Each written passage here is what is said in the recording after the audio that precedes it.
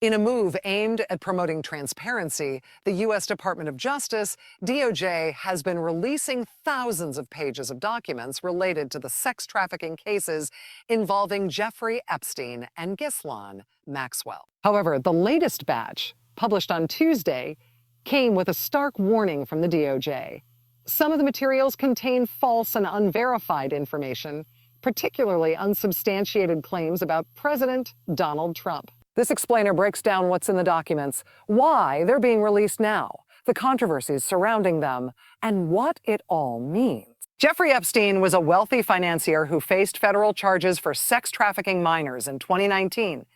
He died by suicide in a New York prison that same year while awaiting trial, according to official reports. His longtime associate, Ghislaine Maxwell, was convicted in 2021 on charges of trafficking minors for sexual exploitation and is currently serving a prison sentence. Epstein's connections to powerful figures in politics, business, and entertainment have fueled years of speculation and conspiracy theories. His private jet, often dubbed the Lolita Express, was allegedly used to transport victims and high-profile guests to his properties, including a private island. The cases involved allegations of a vast network exploiting underage girls, but many details remained sealed until recent legislative pressure. The releases stem from the Epstein Files Transparency Act, a bipartisan law signed by President Trump on November 19, 2025. The act mandates the DOJ to disclose all unclassified materials related to Epstein and Maxwell's cases within 30 days, setting a deadline of December 19, 2025. The goal is to shed light on the investigations while protecting victims' privacy. The DOJ began uploading files to a public website starting Friday, December 20, 2025, and has released tens of thousands of pages so far. More are expected by the new year. The law allows redactions for sensitive information, such as victim identities, ongoing investigations, national security concerns, or foreign policy interests. Importantly, it prohibits withholding details just because they might embarrass politically connected individuals. Despite the deadline lapse, Deputy Attorney General Todd Blanche defended the delay on NBC Meet the Press on Sunday, citing legal requirements like careful redaction of victim identifying info. He referenced well-settled law supporting such extensions. The Tuesday batch includes emails, tips, and other records from the investigations.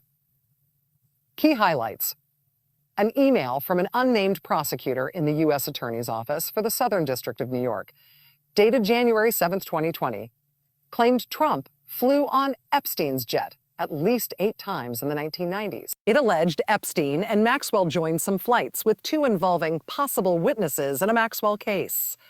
The prosecutor noted the office wanted to avoid surprises later. Additional documents mention FBI tips from the early 2000s alleging Trump's involvement with Epstein.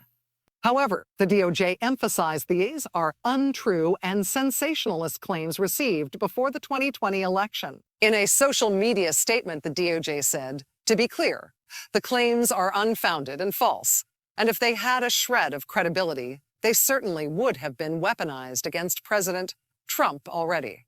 Trump has long stated he severed ties with Epstein before the charges emerged, and it's unclear if these tips were ever corroborated or used in prosecutions. One document appeared to be a letter from Epstein to Larry Nassar, the convicted child molester and former USA gymnastics doctor. It referenced Trump liking young women. The letter quickly spread on social media, but the DOJ later confirmed it was fabricated. Suspicious elements included a postmark 3 days after Epstein's death and an origin in Virginia, not New York, where Epstein was jailed. The FBI flagged it as fake upon receipt by the jail. The files include images of former President Bill Clinton in a pool and hot tub with a woman's face redacted in the latter. Clinton's spokesperson demanded full release of all files, arguing partial disclosures fuel insinuation rather than transparency. They noted prosecutors have repeatedly cleared Clinton's name in connection to Epstein. These revelations have sparked debate, with critics accusing the DOJ of over-redacting and missing the deadline. Supporters praise the commitment to openness, even amid misinformation. Politically, the documents touch on figures from both parties. Trump, a Republican, and Clinton, a Democrat.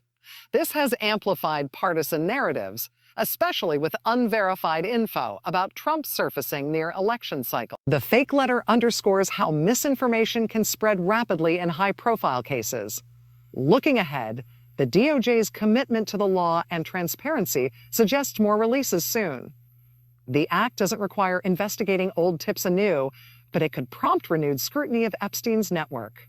In summary, this document dump is a step toward accountability in one of America's most notorious scandals. Yet, it also serves as a reminder of the challenges in separating fact from fiction when powerful names are involved. As more files emerge, expect ongoing debates about what was known, by whom, and when.